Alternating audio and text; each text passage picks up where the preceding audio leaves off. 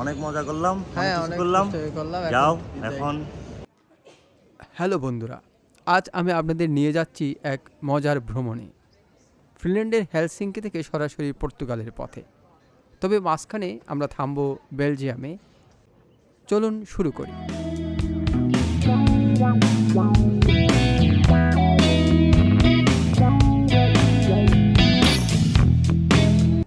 Helsinki শহরটা সত্যি শান্ত, সবুজ আর সমুদ্রের সংমিশ্রণে একরকমের আরামদায়ক দৃশ্যের জন্ম দিয়েছে আমাকে।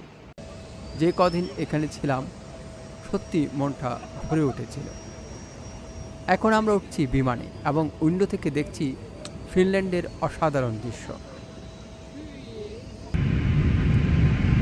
এটা হচ্ছে ফিনিয়ারের একটা বিমান, এটাতে করে আমি ব্রাসেলস যাচ্ছি।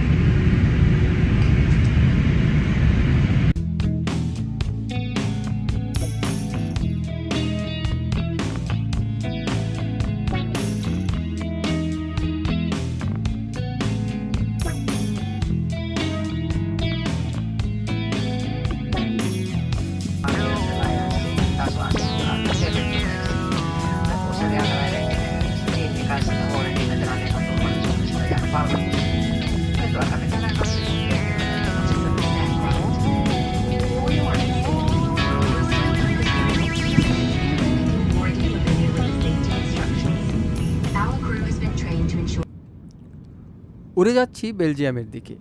আকাশের মধ্যে মেঘের এই সমুদ্রের উপর দিয়ে ভ্রমণ করা এক অন্যরকম অনুভূতি। মনে হচ্ছে পৃথিবীর উপর মেঘের ভেলায় যেন ভেসে বেড়াচ্ছি।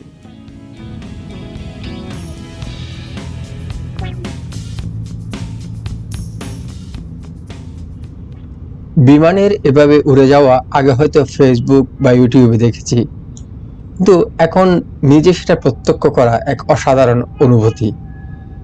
আমি ঢাকা থেকে চট্টগ্রামে যখন যাই তখন হয়তো কিছু কিছু বুঝতে পারি, সেটা জানলার পাশ দিয়ে দেখা, কিন্তু এটা একদম মনিটরে দেখা যে আমার বিমানটা উঠছে, বিমানটা নামছে, বিমানের চাকাগুলো খুলছে এবং নিচে বিস্তীর্ণ সবুজ এলাকা, মানে দেখতেই একটা মন চঞ্চল হয়ে ওঠে।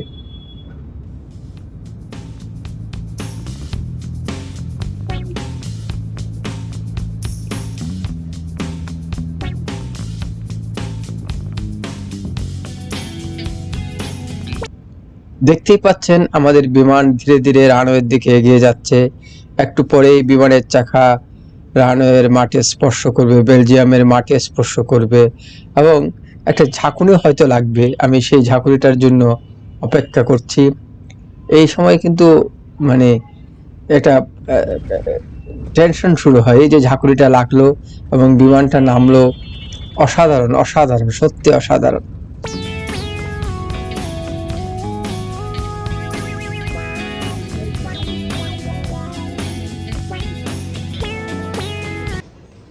একটু পরেই আমাদের বহনকারী বিমানটি বেলজিয়ামে থামল।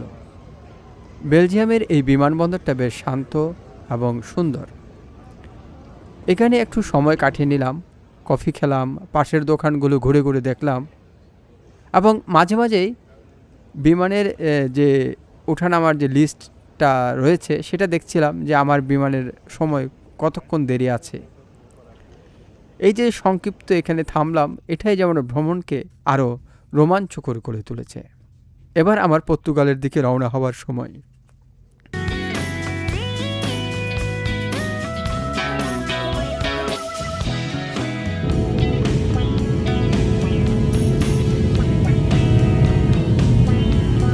দেখুন, আমরা পর্তুগালে অবতরণ করতে চলছি। সবুজ পাহাড়, সমুদ্রের কাঁপানো ঢেউ এবং রঙিন শহরের ছাদ সব কিছুই যেন আমাদের স্বাগত জানাচ্ছে।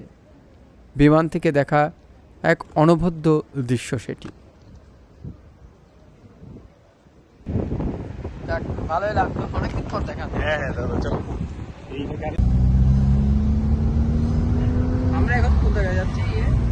আমরা সেন্টারে যাচ্ছি, আমরা সিটি সেন্টারে আমাদের বাসা। আমাদের এয়ারপোর্টটা আমাদের একটা এলোমেলো মনে হয়েছে।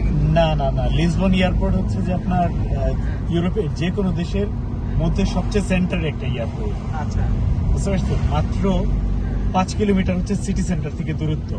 আচ্ছা। এখন আমরা শহরে আর পর্তুগাল ভ্রমণ শুরু করতে যাচ্ছি।